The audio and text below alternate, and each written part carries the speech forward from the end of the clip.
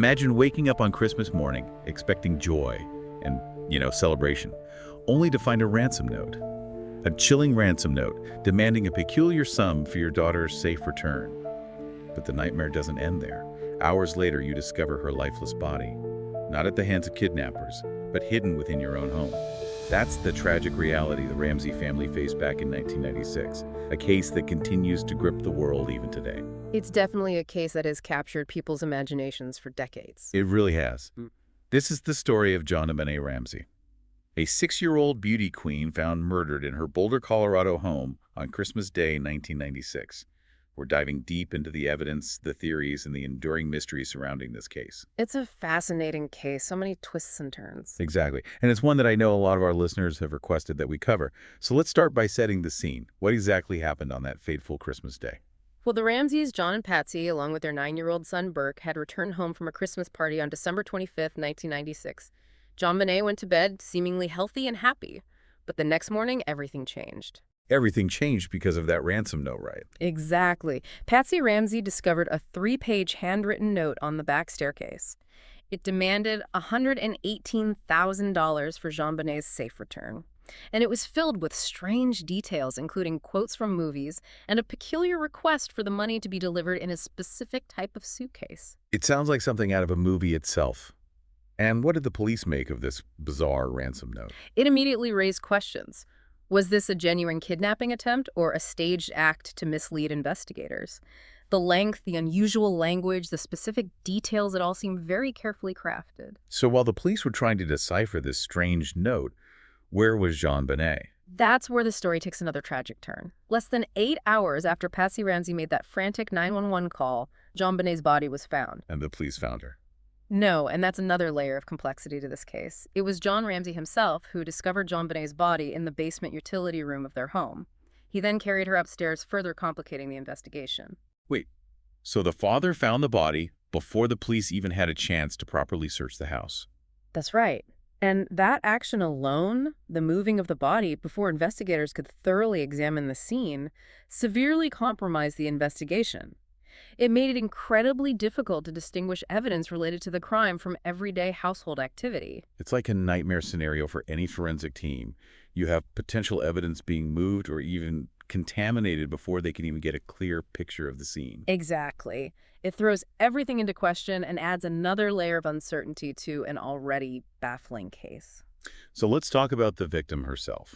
What can you tell us about JonBenét? JonBenét was a 6-year-old girl who had participated in beauty pageants, which of course brought up the complex issue of child beauty pageants and their potential impact on the case and public perception. But beyond that, she was a daughter, a sister, a little girl whose life was tragically cut short. And what did the autopsy reveal about the cause of death? The autopsy revealed a truly horrific end to JonBenét's short life. She was killed by strangulation using a garrote fashioned from a nylon cord and a paintbrush. She also suffered a blow to the head, and there was evidence of vaginal injury, although no semen was found. So strangulation, a head injury, and potential signs of sexual assault. Yeah. It's just heartbreaking. And with so much pointing towards a violent crime, the question becomes, who could have done this? Did the police have any immediate suspects? Given the lack of forced entry, the unusual ransom note, and the fact that the body was found inside the home, it's not surprising that the police initially focused their suspicions on the Ramseys themselves. So right from the start, the family was under scrutiny. Absolutely. Yeah. The circumstances were unusual, and the lack of any obvious signs of an intruder naturally led investigators to consider the possibility that someone within the family might be involved. But wouldn't the family, especially the parents, be the ones most devastated by JonBenét's death? Of course. But investigators have to consider all possibilities, and in cases like this, where the evidence is so complex and often contradictory, even the most unthinkable scenarios have to be explored. It must have been incredibly difficult for the Ramseys to grieve the loss of their daughter while also being considered suspects in her murder. There's no doubt that the scrutiny and suspicion they faced added an immeasurable burden to their grief and made the entire process even more agonizing. So the family was under suspicion, but was there any evidence pointing away from them suggesting the possibility of an intruder? Yes, there were definitely pieces of evidence that suggested an intruder might have been involved. A broken basement window seemed like a possible entry point, and there was an unidentified boot print found at the scene. So you have a possible entry point and an unknown footprint. Yeah. It does make you wonder if someone other than the family could have been involved. And there's another detail that often gets overlooked in discussions of this case. Those marks on JonBenét's body that a forensic pathologist, Dr. Michael Doberson, believed were caused by a stun gun. A stun gun? That's a pretty specific and unusual weapon to use, especially back then. Exactly, and the fact that these marks were present raises even more questions.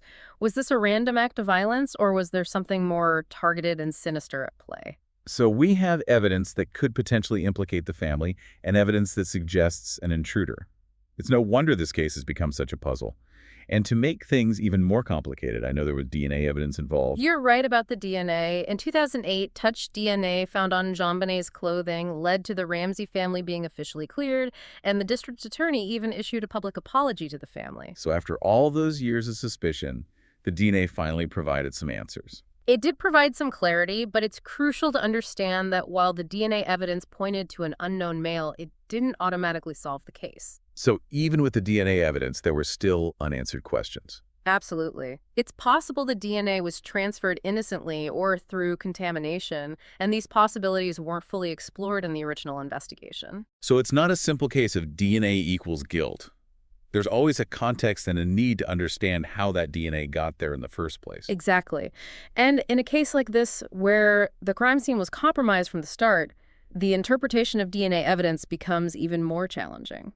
This is all so incredibly complex. You have the ransom note that looks staged the family seeming suspicious, but then you have the DNA evidence clearing them. It's like going in circles.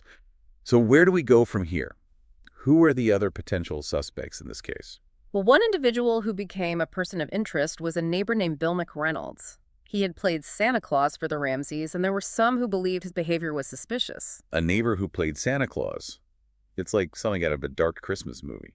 And were there any other potential suspects? Another person of interest was a man named Gary Oliva, a convicted sex offender who lived near the Ramsey home. His name came up repeatedly during the investigation, and there were even rumors that he had confessed to the crime. Confessed to the crime. Did he actually admit to killing JonBenét? There were letters that surfaced purportedly written by Oliva where he made incriminating statements about JonBenét. However, his DNA was never a match to the evidence found at the scene. So even with these alleged confessions, the DNA evidence didn't support his involvement. It seems like every time we get a potential lead, it ends up in a dead end. That's the frustrating reality of this case. The evidence is often contradictory, and there are so many unanswered questions. It sounds like the investigation was full of twists and turns, false leads, and conflicting information. But what about the police themselves? Do you think they made any mistakes during the investigation? Well, in any investigation of this magnitude, there are bound to be things that could have been done differently. And in the JonBenét case, there are certainly aspects of the initial response that have been criticized. What specifically are we talking about here? The fact that the crime scene wasn't properly secured the way the Ramsey family was treated, the initial focus on the parents without fully exploring other possibilities, these are all areas where mistakes might have been made. It sounds like the pressure of such a high-profile case, coupled with the media frenzy, could have led to some missteps. That's certainly a possibility. And when you're dealing with a crime as horrific as this one, it's understandable that emotions would run high, and that could impact the decision-making process. So even with the best intentions, mistakes can happen. Yeah. And in a case like this, those mistakes can have a lasting impact on the search for justice. Exactly, which is why it's so important to learn from these cases, to constantly strive to improve investigative techniques, and to ensure that every piece of evidence is handled with the utmost care and attention. Well, it seems like we've uncovered a lot of ground already. We've talked about the crime scene, the ransom note, the suspects, the DNA evidence, and the challenges faced by the investigators. But this is just the beginning of our deep dive into the JonBenét Ramsey case. There's so much more to uncover, so many different angles to consider. Exactly. And we'll continue to explore those angles in part 2, where we'll delve deeper into some of the key theories, explore the role of the media, and examine the lasting impact of this case on forensic science and public perception. It's going to be a fascinating discussion. Stay tuned. Welcome back to our deep dive into the JonBenét Ramsey case. As we delve deeper, you'll start to see how the sheer volume of information, the conflicting theories, and the emotional weight of this case can feel overwhelming. It's definitely a lot to unpack. It's a case that has captivated the world for decades, and it seems like every new piece of information only adds to the mystery. So let's try to sift through some of the noise and focus on a few key pieces of evidence that have been debated for years. We've talked about the ransom note, but I want to go back to that because it really is one of the most baffling aspects of this whole case. What makes it so unusual, aside from its length? It's unusual for a number of reasons. The handwriting is one of the biggest puzzles. Experts have analyzed it extensively, comparing it to Patsy Ramsey's writing, but the results have been inconclusive. Some believe there are similarities, while others argue they're not strong enough to definitively link Patsy to the note. So the handwriting analysis was essentially a dead end. Not entirely. It added to the mystery, but it didn't provide a clear-cut answer. And then there's the language used in the note. It's filled with dramatic phrases and even quotes from movies.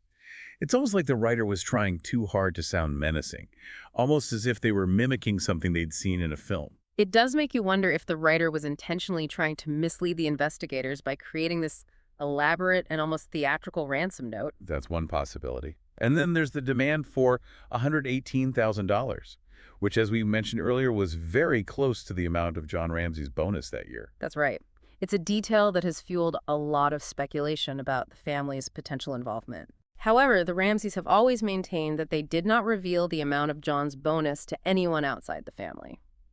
So we have this ransom note with questionable handwriting, dramatic language, and a strangely specific demand for money. It's a piece of evidence that has been analyzed and debated endlessly. What conclusions can we draw from it? It's a piece of evidence that has divided opinions. Some see it as a clear sign of a staged kidnapping, meticulously planned by someone within the family. Others argue that it could be the work of a disturbed individual trying to mimic something they'd seen in a movie, or perhaps someone trying to deliberately throw off the investigation. It seems like every piece of evidence in this case can be interpreted in multiple ways, which makes it all more challenging to determine what really happened. That's the nature of circumstantial evidence. It rarely provides definitive answers, but it can offer clues and point investigators in certain directions. So let's move on to the physical evidence at the crime scene. We've already touched on the broken basement window and the unidentified boot print. But are there any other significant findings that might shed light on what happened that night? One piece of physical evidence that has generated a lot of discussion is the suitcase that was found near the broken basement window. Some believe it supports the idea that an intruder brought the suitcase with the intention of abducting JonBenét or moving her body from the house. However, others argue that it could have been placed there to mislead investigators, making it look like a kidnapping gone wrong. It seems like with every piece of evidence, there's a counter-argument, a different interpretation that muddies the waters even further. And that's why it's so important to consider all the evidence in context rather than focusing on isolated details. Speaking of context, let's talk about the DNA evidence. We know it cleared the Ramsey family, but did it lead to any other suspects? Unfortunately, no. The DNA profile obtained from touch DNA on JonBenét's clothing belongs to an unknown male. It has been entered into national databases, but so far no matches have been found. So we had this unknown male whose DNA was found at the crime scene, but we don't know who he is or what his connection to the case might be. Exactly. And it's important to remember that DNA evidence, while powerful, is not always a silver bullet. There's always the possibility of contamination or transference, which could complicate the interpretation of the results. So even with the DNA evidence clearing the Ramseys, some people still believe they might have been involved. There are those who believe that the DNA could have been planted or that it belongs to someone who was in the house innocently at some point but who was not the killer. It seems like the DNA evidence both clarified and complicated the case simultaneously. It certainly added another layer of complexity and fueled further debate about the role of the Ramseys in this tragedy. So we have the ransom note, the physical evidence, the DNA, and still no clear answers. It's a case that seems to defy easy explanations. And then there's the issue of potential abuse. We know that the grand jury wanted to indict the parents on charges related to child abuse resulting in death. But if there was evidence of abuse, wouldn't that be clearly stated in the autopsy report? Not necessarily. The autopsy report focused on the immediate cause of death, which was strangulation and a skull fracture. However, there were details in the report that raised questions about potential abuse. Can you give us some specifics? What details in the autopsy report pointed towards abuse? Well, there was the vaginal injury we mentioned earlier, which was described as a chronic condition, meaning it had been present for some time. That alone could suggest prior abuse, but without further evidence, it's impossible to say for sure. So the autopsy report raised red flags, but it didn't definitively prove that abuse had occurred. That's correct. It provided some indications, but it wasn't conclusive. And then, of course, there are those stun gun marks, which have been a source of debate and speculation for years. All right, we talked about those earlier. If those marks were indeed caused by a stun gun, it suggests a level of violence that's incredibly disturbing, whether it was directly related to JonBenét's death or not. And remember, no one in the Ramsey family has ever acknowledged owning or using a stun gun, which only adds to the mystery surrounding those marks. So we have the physical evidence from the crime scene, the DNA evidence, and then these hints of possible abuse.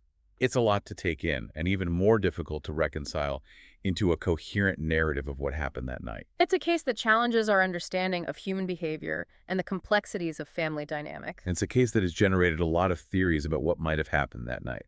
Let's delve into some of those theories now. What are some of the main explanations that have been put forward to explain JonBenét's death? Well, one theory, of course, is that the murder was committed by someone within the family. This theory often focuses on the parents, particularly Patsy, and is based on the idea that the ransom note was staged and that certain aspects of their behavior seemed suspicious. But if one of the parents did it, wouldn't they have tried to cover up the evidence more effectively? That's a common argument against the family member theory. However, proponents of this theory argue that the Ramseys, in their panic and grief, might have made mistakes or overlooked certain details. So it's possible that even if a family member was involved, they might not have acted with the level of sophistication and premeditation that you might expect from a seasoned criminal. Exactly, especially in a situation where they were also dealing with the immense emotional trauma of losing a child. So we have the family member theory. What about the possibility of an intruder?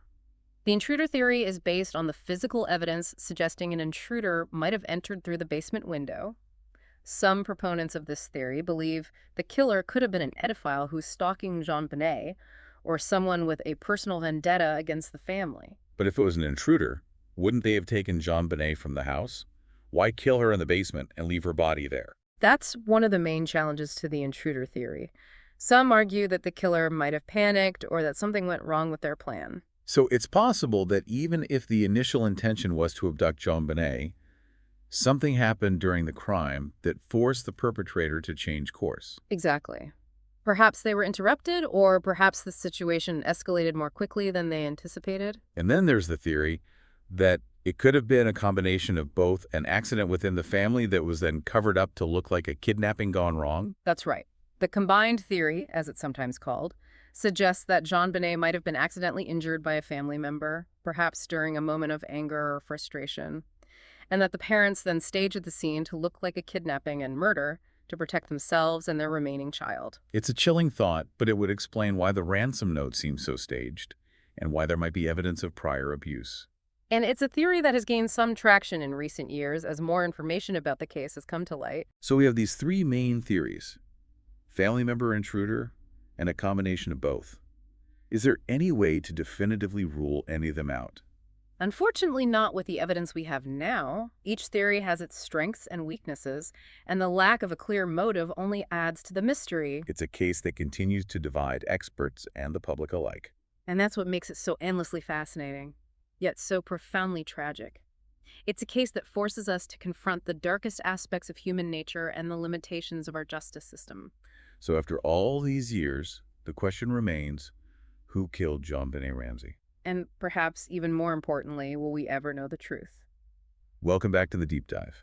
We spent the last two parts of this episode exploring the JonBenét Ramsey case, a case that remains unsolved nearly 3 decades later. We've examined the evidence, the suspects, and the main theories surrounding her death. And it seems like the more we delve into this case, the more questions we uncover. It's definitely a case that keeps you thinking, even after all this time. So far, we've focused on the most prominent theories. But I know there are a lot of less conventional explanations floating around out there.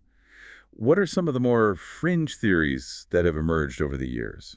Well, the lack of a definitive solution in this case has led to a proliferation of alternative theories, some more credible than others. For example, some have suggested that JonBenét's murder was the work of a serial killer who was operating in the Boulder area at the time. Is there any evidence to support a serial killer theory? There were a few unsolved cases involving young girls in the region around the time of JonBenét's death, but no direct links have ever been established to definitively connect those cases to her murder.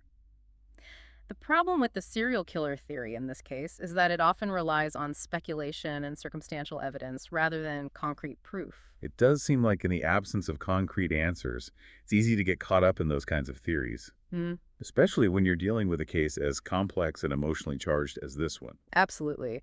And then you have the conspiracy theories, which range from the outlandish to the downright bizarre. Some believe the murder was part of a satanic ritual, while others point to shadowy government agencies or organized crime. It seems like every high-profile case attracts its share of conspiracy theories, Yeah. but those often feel like attempts to impose order on chaos, even if that order is based on speculation and conjecture. It's a way for people to try to make sense of something that feels senseless. And in a case like this, where there's so many unanswered questions and so much uncertainty, those kinds of theories can easily take root. So we have these various theories, some more grounded in reality than others, but none that have definitively solved the mystery. But beyond the theories, I'm curious about the impact of this case on the broader field of forensic science. Did the JonBenét Ramsey case lead to any significant changes in how investigations are conducted? Without a doubt. This case highlighted the critical importance of securing a crime scene immediately and minimizing contamination. The way the Ramsey house was handled in those initial hours after the 911 call, with friends and family coming and going, potentially compromised valuable evidence. It seems almost unfathomable today that a crime scene as significant as this one wouldn't be immediately locked down and protected from outside influence. Hindsight is always 20/20. And back in 1996, forensic techniques and protocols weren't as advanced as they are today. But the JonBenét case served as a stark reminder of the need for meticulous crime scene management. And imagine the whole DNA situation, with the touch DNA being found years later and then debated for its validity, has also led to improvements in DNA collection and analysis. Absolutely. The JonBenét case was a turning point in forensic science, pushing for more rigorous standards and advanced techniques. Today, DNA testing is far more sensitive and reliable than it was back in the 1990s, and contamination is a major concern that forensic teams are acutely aware of. It makes you wonder if the case were to happen today with all the advancements in forensic technology, if we'd have a very different outcome. It's certainly possible, but we can't go back in time. Unfortunately, we'll never know for sure if today's technology could have cracked this case wide open. But beyond the scientific advancement, I think this case also forced us to confront uncomfortable truths about media coverage in the court of public opinion. The JonBenét Ramsey case became a media spectacle, with every detail of the family's life scrutinized and debated endlessly. The media frenzy surrounding this case was unprecedented at the time, and it raises important questions about the ethics of reporting on a case while the investigation is still ongoing, and the potential for the media to influence public perception and perhaps even the outcome of the case. It's a reminder that justice is a delicate process, and that it can be easily swayed by outside forces, especially when the media is involved. And today, with the rise of social media, the potential for misinformation to spread and for public opinion to be manipulated is even greater. So it's more important than ever to be critical consumers of information and to be aware of how the media can shape our perceptions of events. It's a cautionary tale that extends far beyond the specifics of this case. And what about the impact on our collective psyche? It seems like the JonBenét Ramsey case really tapped into a cultural anxiety about childhood innocence and vulnerability. It's true. The image of this beautiful 6-year-old girl dressed up in pageant attire, brutally murdered in her own home, became a symbol of lost innocence. The case shattered the illusion of safety and security that many people associate with childhood, and it forced us to confront the reality that evil can lurk even in the most seemingly idyllic of settings. It's a haunting reminder that even in the most affluent neighborhoods, even in the most loving families, children are not immune to violence and tragedy. And it's a case that continues to resonate with us because it speaks to our deepest fears about the world and the people in it. So as we conclude our deep dive into the JonBenét Ramsey case, we are left with more questions than answers. The mystery of who killed this little girl might never be solved, but the case continues to hold valuable lessons about forensic science, media ethics, and the fragile nature of childhood innocence. It's a case that challenges us to think critically about the evidence, to be wary of easy answers, and to never give up hope that justice, however elusive, may one day prevail. It's a case that will likely continue to be debated and analyzed for years to come. And perhaps that's part of its strange allure. It's a puzzle that refuses to be solved, a story that continues to captivate and haunt us, urging us to keep searching for answers, even if they remain just out of reach. And as we move on from this deep dive, I would encourage you to think about the bigger picture. How has this case shaped our understanding of crime and justice? How do we balance the need for answers with respect for the victims and their families? And what can we do to protect the most vulnerable among us, ensuring that their stories are not forgotten and that justice, however elusive, remains a constant pursuit? Those are definitely questions worth pondering. Thank you for joining us for this deep dive into the JonBenét Ramsey case. We'll be back soon with another deep dive into a different case. Until then, stay curious and keep those critical thinking skills sharp.